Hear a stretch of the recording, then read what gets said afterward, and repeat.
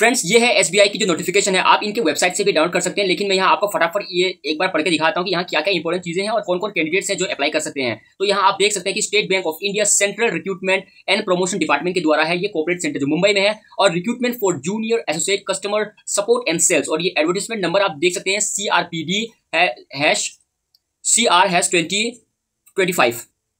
इसकी जो सबसे इंपॉर्टेंट चीज है, जो ऑनलाइन रजिस्ट्रेशन ऑफ एप्लीकेशन जो आपका है वो 6/8 से शुरू होगा, यानी आज के दिन, और ये 26/8/2025 को ये आपका लास्ट डेट होगा। तो यहाँ आप देख सकते हैं कि जो वैकेंसीज है यहाँ टोटल गांधीनगर गुजरात में क्या क्या है, और यहाँ लैंग्वेज भी दे दिया है कि जैसे कि आप गांधीनगर गुजरात से अप्लाई करेंगे तो लैंग्वेज आपको गुजराती आपको आना चाहिए। और यहाँ टोटल वैकेंसी आप देख सकते हैं 220 वैकेंसी है। ठीक इसी तरह से अमरावती में आप देख सकते हैं कि यहाँ 310 वैकेंसी है। तो आपका जो भी रीजन होगा उस रीजन के हिसाब से आप ना इसको फॉर्म को फिलअप कर सकते हैं और अपने वैकेंसीज को देख सकते हैं। जैसे कि आप देख सकते हैं कि आपका गुवाहाटी में यहाँ टोटल आपका जो पोस्ट है, जो अलग अलग जो गुवाहाटी रीजन है, अलग अलग जो स्टेट्स है, अरुणाचल, असम, मणिपुर, यहाँ देख सकते हैं कि इस तरह का पोस्ट यहाँ दिया गया। असम में सबसे ज्यादा पोस्ट है 145, आपका असम के अंदर में ये पोस्ट है। उसके बाद में आपको यहाँ जो इंपॉर्टेंट चीज है इस नोटिफिकेशन में जानना ये है कि आपकी एज लिमिट इसमें क्या होगी। आइए हम लोग देखते हैं। देखिए एज लिमिट जो आपका है यहाँ 1/4/2025 का जो काउंटिंग होगा, नॉट बिलो 20 ईयर्स। ठीक है, 20 ईयर्स से नीचे आपका नहीं होना चाहिए, इससे ऊपर ही आपका होना है, और नॉट अबव 28 यानी 28 से ऊपर आपको नहीं होना है। और एज रिलैक्सेशन ओबीसी को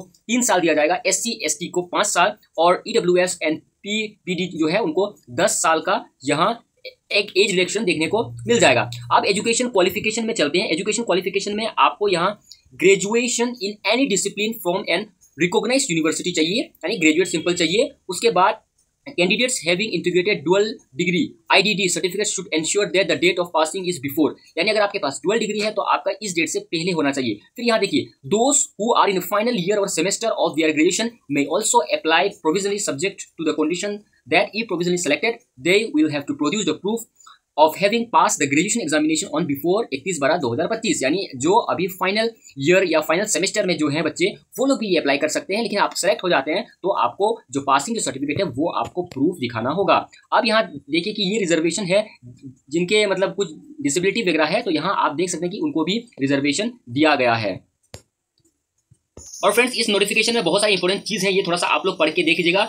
जैसे कि अगर किन्हीं को कुछ प्रॉब्लम्स है तो यहाँ सब लिखा हुआ है कि कौन कौन अप्लाई कर सकते हैं, कौन कौन नहीं कर सकते हैं। और खास बात ये है कि देखिए यहाँ आपका एक्स सर्विसमैन भी अप्लाई कर सकते हैं। तो यहाँ एक्स सर्विसमैन की जो जो रिक्वायरमेंट्स होती है सारा इन्होंने बहुत ही अच्छे से इन्होंने मेंशन कर दिया है। अब आते हैं कि इसका जो एग्जाम है वो सिलेक्शन प्रोसीजर कैसे होगा। देखिए फेज 1 में आपका प्रीलिमिनरी एग्जाम होगा। प्रीलिमिनरी एग्जाम में आपका 100 मार्क्स का होगा। आप यहाँ देख सकते हैं कि 3 सेक्शन है, इंग्लिश लैंग्वेज है, न्यूमेरिकल एबिलिटी है और रीजनिंग एबिलिटी है, जो कि 100 क्वेश्चन होंगे और 100 मार्क्स का होगा। उसके बाद में आपका मेंस एग्जाम होगा। जो मेंस एग्जाम आपका होगा उसमें जनरल फाइनेंशियल अवेयरनेस होगा, फिर जनरल इंग्लिश होगा, क्वांटिटेटिव एप्टीट्यूड होगा, reasoning ability and computer aptitude आपका ये मेंस में पूछा जाएगा।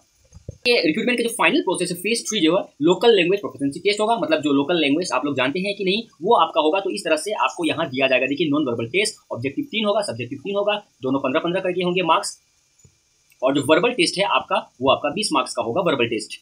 ज्यादा इंपॉर्टेंट चीज है कि list of medium of examination according to state apply. Andaman and Nicobar में इंग्लिश हिंदी होगा, आंध्र प्रदेश में इंग्लिश हिंदी तेलुगु उर्दू होगा, अरुणाचल प्रदेश में इंग्लिश हिंदी होगा, असम में इंग्लिश हिंदी असमीज बंगाली होगा, बिहार में इंग्लिश हिंदी उर्दू होगा। तो ये सब जितने भी स्टेट्स हैं अलग अलग रीजन है, उस रीजन के हिसाब से यहाँ वो लैंग्वेज उन्होंने दे दिया। इसके अलावा दूसरा लैंग्वेज आपका नहीं होगा एग्जाम के समय में।